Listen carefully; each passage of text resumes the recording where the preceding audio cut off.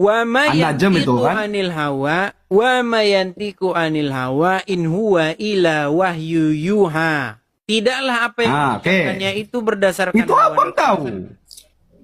Bang, jangan ngajarin saya soal Quran, Bang. Seharusnya kalian berguru sama saya, duduk di kaki saya kalau mau ngajarin saya Quran. Bang, dengerin.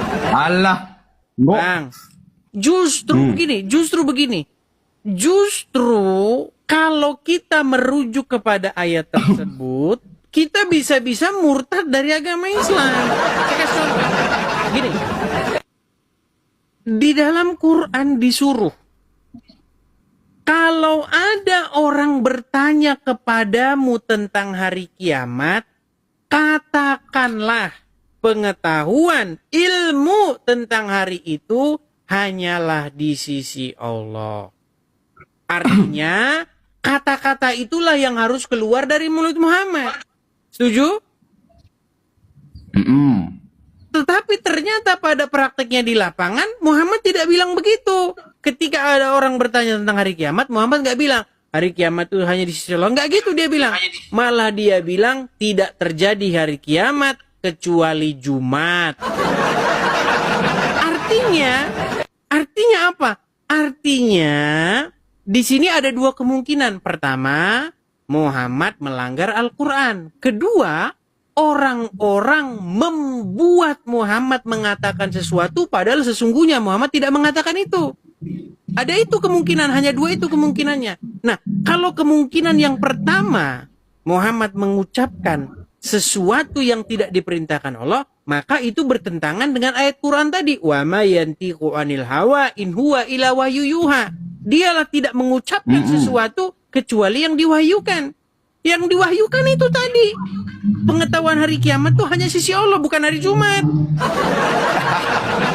Bukan, abang keliru di situ, Bang. Bang, yang namanya hadis, yang namanya hadis itu, Bang, adalah penafsiran dari Al-Quran. Sehingga tidak mungkin selamanya kapanpun atau dalam keadaan apapun hadis bertentangan dengan Al-Quran. Itu yang pertama. Karena hadis itu sebagai bentuk penjelasan yang paling utama tentang Al-Quran. Bagaimana kita memahami Quran, itu salah satu caranya adalah yang pertama dengan hadis. Kalau dengan hadis yang nggak bisa, baru yang kedua dengan asar para sahabat. Kalau nggak bisa, baru dengan qaul ulama. Qaul ulama itu nomor 3, Bang. Nah, berkaitan dengan ini, qul inama ilmuha indallah, katakanlah ilmu itu tentang hari kiamat, itu hari pastinya, Bang. Kapan? Jumat, ya? Kata Muhammad hari pastinya Jumat. Nabi Muhammad tidak mengatakan pasti, betul. Misalnya Nabi Muhammad bilang Jumat. Cuman Jumat kapan kan Nabi Muhammad tidak sebutkan. Iya, Jumat tapi kan pasti, kapan Nabi Muhammad tapi kan Jumat kan? Yang pasti Jumat kan? Begitu kata hadis Nabi kan? Iya, yang pasti Jumat. Makanya tidaklah saya terjadi bilang kiamat kecuali hari Jumat. Dia tidak bertentangan dengan ayat ini, Bang. Bertentangan. Dari mana Abang katakan bertentangan? Tidak. Karena kata Al-Quran, kalau ada orang bertanya, mereka bertanya kepadamu tentang hari kiamat, katakanlah kiamat itu, pengetahuan tentang hari itu hanyalah di sisi Allah. Itu disuruh jawabannya. Tetapi Muhammad tidak mengeluarkan kata-kata itu. Dia malah mengatakan, sesungguhnya kiamat itu tidak akan terjadi kecuali hari Jumat. Ya, oke, gini Bang. Itu sebentar, biar saya selesaikan. Berarti di sini ada beberapa kemungkinan. Pertama, seperti saya bilang tadi, kalau memang Muhammad betul-betul mengatakan demikian, berarti Muhammad tidak menuruti apa yang disuruh dia ucapkan. Kalau yang kedua, misalnya pengarang hadis membuat Muhammad berkata demikian, padahal sesungguhnya Muhammad tidak berkata demikian, berarti kena yang tadi itu. Mereka merubah-rubah ayat dan berkata ini dari Allah untuk keuntungan yang sedikit. Jadi makanya saya bilang, Bang, maju kena, kena. Saya tanggapi, Bang. Bang, udah enakan jadi Kristen aja udah. Bang, Abang buka Quran surah 19 ayat Quran surah 3 ayat 19. Innad dina indallahil Islam. Agama di sisi Allah hanya agama Islam. Oke, saya tanggapi yang ini, Bang. Abang tadi baca, wa ma yantiqu 'anil hawa in huwa illa wahyu yuha. Nabi Muhammad tidak berkata dari hawa nafsu.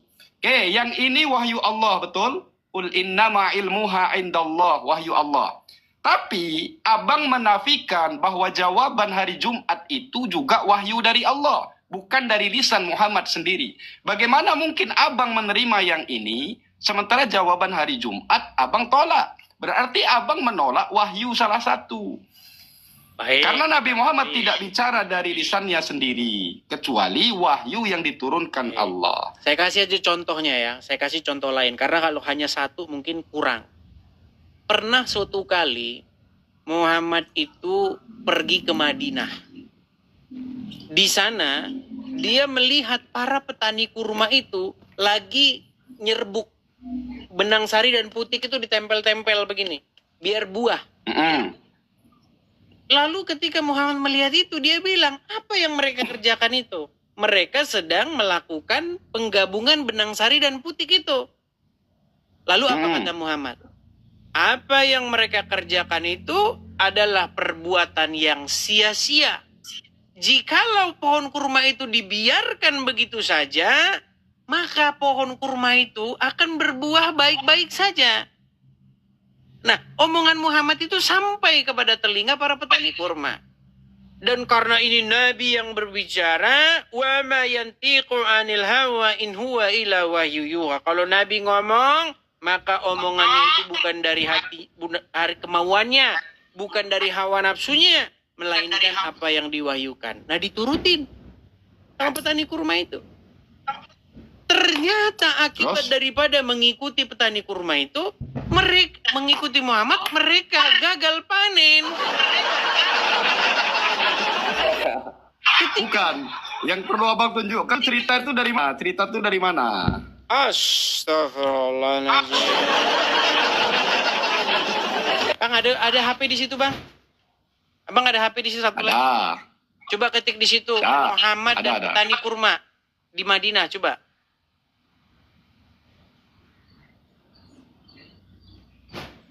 Pantesan abang orang Islam kalau kayak begitu. Ya, bukan, sanggahan abang tentang Islam.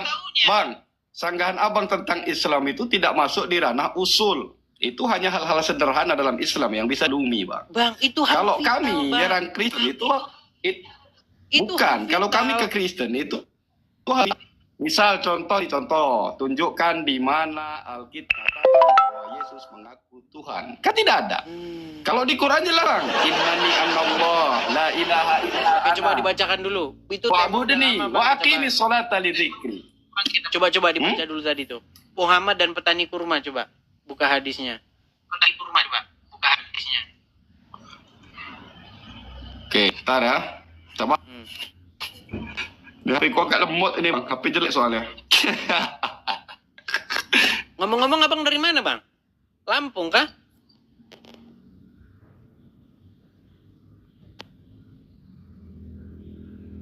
Ngomong-ngomong, abang dari mana, Bang?